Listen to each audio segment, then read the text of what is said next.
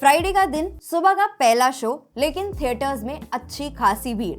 Reason, article 370 नाम से एक मूवी रिलीज हुई है जिसका ट्रेलर 2 हफ्ते पहले आया था, लेकिन ये मूवी की इतनी हाइप क्यों है? कुछ तो बात होगी। जो खुद प्राइम मिनिस्टर इस मूवी को प्रमोट कर रहे हैं, तो जिनको कोई आइडिया नहीं है कि आर्टिकल 370 क्या है और इस पे बेस्ड कोई मूवी भी आई है, तो उनको थोड़ा सा रेफरेंस दे देते हैं। आर्टिकल 370 कॉन्स्टिट्यूशन का एक ऐसा आर्टिकल था जो जम्मू एंड कश्मीर स्टेट को एक स्पेशल स्टेटस देता था इंडियन कॉन्स्टिट्यूशन के गवर्नेंस से अलग, जहाँ पे वो अपना खुद का कॉन्स्टिट्यूशन बना सकते थे, अपना खुद का फ्लैग बना सकते थे और अपने आप को खुद ऑटोनॉमली गवर्न कर सकते थे बिना इंडियन कॉन्स्टिट्यूशन की गवर्नेंस के। लेकिन 5 अगस्त 2019 को एक ऐसा बिल पास कराया गया जिससे आर्टिकल 370 को नलिफाई कर दिया गया और जम्मू एंड कश्मीर के स्पेशल स्टेटस को हटा के उसको भी इंडियन कॉन्स्टिट्यूशन की गवर्नेंस के अंडर ले लिया गया। अब ये जो मूवी रिलीज हुई है, इसमें आर्टिकल 370 कहां से ओरिजिनेट हुआ था और कैसे इसको एब्रोगेट किया गया, यानी कि नलिफाई किया गया, वो पूरा सिनेरियो दिखाने का ट्राई किया है मूवी को 6 चैप्टर डिवाइड करके। और इसमें मेन लीड में है यामी गौतम। तो ओवरऑल मूवी कैसी है और क्या आपका टाइम डिजर्व करती है या नहीं, या फिर जैसा इसके बारे में कहा जा रहा है कि ये एक प्रोपेगेंडा मूवी है क्योंकि इलेक्शन ज्यादा दूर नहीं है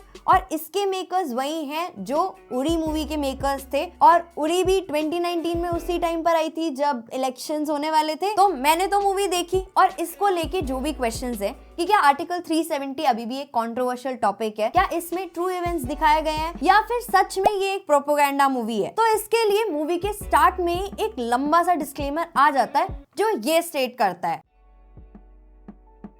तो स्टेट तो यही किया गया है कि ये इंस्पायर्ड बाय ट्रू इवेंट्स है और इसमें जो भी कुछ दिखाया गया है वो काफी हद तक फिक्शनल भी है। लेकिन जैसे जैसे मूवी आगे बढ़ती है आपको रियलाइज होता जाता है कि कितनी हद तक मूवी फिक्शनल है और कितनी हद तक रियलिटी पे बेस्ड है। और सिंस मूवी का ड्यूरेशन ही 2 आवर्स 40 मिनट्स का है, तो इसके फर्स्ट हाफ में इसकी लेंथ फील भी होती है क्योंकि जैसे स्टोरी को सेटअप किया जाता है कि कहाँ से आर्टिकल 370 की स्टार्टिंग हुई थी और इसकी वजह से कश्मीर की कैसी कैसी सिचुएशन रही है, तो वो सब बिल्ड करने में काफी टाइम चला जाता है। लेकिन इंटरवल के बाद सेकेंड हाफ में पिक्चर थोड़ी स्पीड पकड़ती है और तब जाके वो थोड़ी इंगेजिंग और इंटरेस्टिंग लगने लग जाती है। तो मूवी का डायरेक्शन बहुत सही है और वो इसलिए भी दिखता है क्योंकि मूवी की राइटिंग ऑन पॉइंट है और इसीलिए डायलॉग्स भी सिचुएशन के साथ सेट बैठते हैं। कहीं कहीं पे ऐसा लगता है कि हाँ, डायलॉग्स थोड़ी से रेपिटेटिव टाइप हो रहे हैं और इस टाइप के डायलॉग्स आपने पहले भी कुछ मूवीज में सुन रखे हो, लेकिन उसको ओवरकम करता है यामी गौतम और प्रियामणि का परफॉर्मेंस। दोनों का परफॉर्मेंस ही बहुत सॉलिड है। मुझे पर्सनली प्रियामणि का परफॉर्मेंस ज्यादा अच्छा लगा। एक सीन में उनकी एक्टिंग बहुत ही नेचुरल थी, लेकिन ऐसा नहीं है कि यामी गौतम ने अपना 100% नहीं दिया है। थ्रू आउट द मूवी उनका कैरेक्टर सॉलिड रहता है। इवन गुस्से के सीन से लेके इमोशनल सीन तक भी वो अपना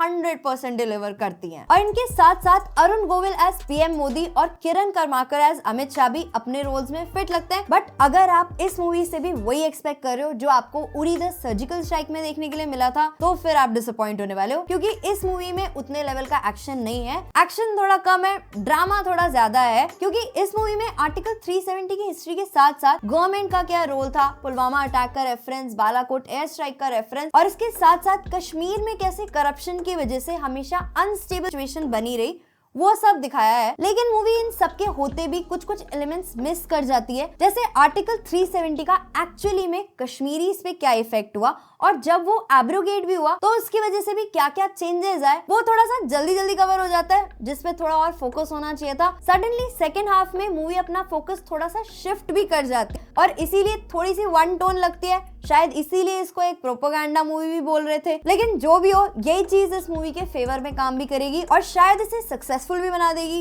लेकिन मेरा ओपिनियन यही है कि पॉलिटिक्स एक बिल्कुल ही सेपरेट चीज है जिसे सिनेमा से कनेक्ट नहीं करना चाहिए। सिनेमा एंटरटेनमेंट के लिए होता है तो उसे वहीं तक रहने देना चाहिए। तो इसीलिए ओवरऑल अगर आप एक सिनेमा लवर हो और आपको ये प्रोपेगेंडा वगैरह से कोई फर्क नहीं पड़ता, आपका फोकस अगर रहता है कंटेंट पे, डायरेक्शन पे, एक्टर्स के परफॉर्मेंसेस पे, तो आप इस मूवी को देखना ऑप्ट कर सकते हो। लेकिन अगर आप एक एक्शन लवर हो और ये सोच रहे हो कि आपको इसमें उरी वाला फ्लेवर मिलेगा, तो फिर ये मूवी आपके लिए नहीं है। और पिक्चर में काफी जगह कश्मीर की रियल फुटेजेस यूज करी गई हैं, तो वो एक क्लोज टू रियलिटी एक्सपीरियंस देता है और मूवी में एक दो ही गाने हैं वो भी इतने नोटिसेबल नहीं लगे, लेकिन इसका बैकग्राउंड म्यूजिक इतना इम्पैक्टफुल नहीं लगता जितना कि होना चाहिए था। कहीं कहीं पे तो ऐसा लगता है जैसे किसी हॉरर मूवी का बैकग्राउंड म्यूजिक डाल दिया गया हो, तो वो पिक्चर से काफी डिस्कनेक्टेड सा फील करा रहा था। और हाँ, मूवी का एक मेजर पार्ट ऐसा भी आता है जहाँ पे आर्टिकल 370 को लेके लीगैलिटीज वगैरह और टर्मिनोलॉजीज को समझाया गया है। वो थोड़ा सा कुछ लोगों के लिए बोरिंग भी हो सकता है, तो इस अकॉर्डिंग ही आप अपनी चॉइस बनाना कि आपको ये मूवी थिएटर्स में देखनी प्रेफर करनी है या फिर थोड़े टाइम बाद ओटीटी पे जब आ जाएगी तो आप इसको देखना चाहोगे। ओवरऑल मूवी फैमिली फ्रेंडली है, ऐसे कोई हार्श या वायलेंट सीन्स नहीं है,